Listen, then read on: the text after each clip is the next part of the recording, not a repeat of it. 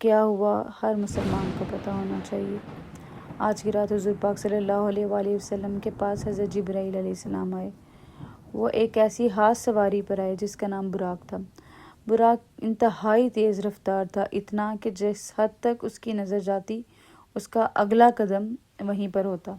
حضور پاک صلی اللہ علیہ وآلہ وسلم براق پر سوار ہوئے اور پلک جھپکتے ہی مکہ مکرمہ سے مسجد اقصی جا پہنچے۔ مسجد اقصی میں حضور پاک صلی اللہ علیہ وآلہ وسلم نے تمام انبیاء کرام کی امامت کروائی۔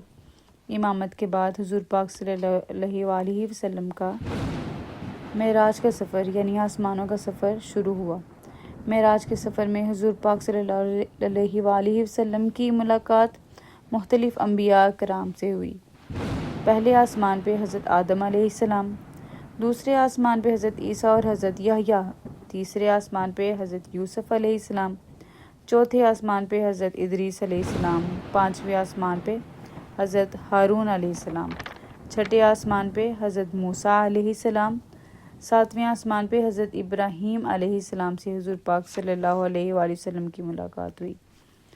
پھر حضور پاک صلی اللہ علیہ وآلہ وسلم سدرۃ المنتہا پہنچے۔ وہاں پہ جبرائیل علیہ السلام نے فرمایا کہ میں اس سے آگے نہیں جا سکتا ورنہ میرے پر جل جائیں گے۔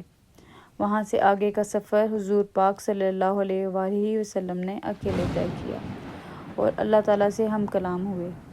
اللہ تعالیٰ نے اس مبارک رات میں حضور پاک صلی اللہ علیہ وآلہ وسلم کو 3 خاص چیزوں کا تحفہ دیا، جس میں پہلی چیز سورۃ بقرہ کی آخری 2 آیات، دوسری چیز یہ خوشخبری تھی کہ آپ کی امت میں سے اگر کوئی شرک نہیں کرے گا تو وہ بخشا جائے گا، اور تیسری خوشخبری تھی، تیسرا خاص تحفہ تھا 50 نمازیں۔ اللہ تعالیٰ نے 50 نمازوں کا تحفہ حضور پاک صلی اللہ علیہ وسلم کو دیا کہ اپنی امت کو یہ تحفہ دیجیے گا۔ جب حضور پاک صلی اللہ علیہ وآلہ وسلم یہ تحفہ لے کر واپس آ رہے تھے تو رستے میں آپ کی ملاقات حضرت موسیٰ علیہ السلام سے ہوئی۔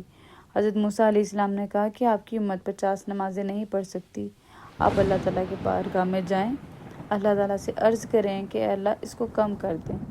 وہ اللہ تعالیٰ کی بارگاہ میں گئے، اللہ تعالیٰ نے 50 نمازوں سے 5 نمازیں کر دیں اور کہا کہ اے نبی، آپ کی امت پڑھے گی تو 5 نمازیں لیکن ان کو ثواب 50 نمازوں کا ہوگا۔ سبحان اللہ، یہ رات ہمارے لیے عبادت کی رات ہے۔ اللہ تعالیٰ ہمارے گناہوں کو معاف فرمائے اور ہماری عبادات کو اس رات کے صدقے قبول فرمائے۔ آمین ثم آمین۔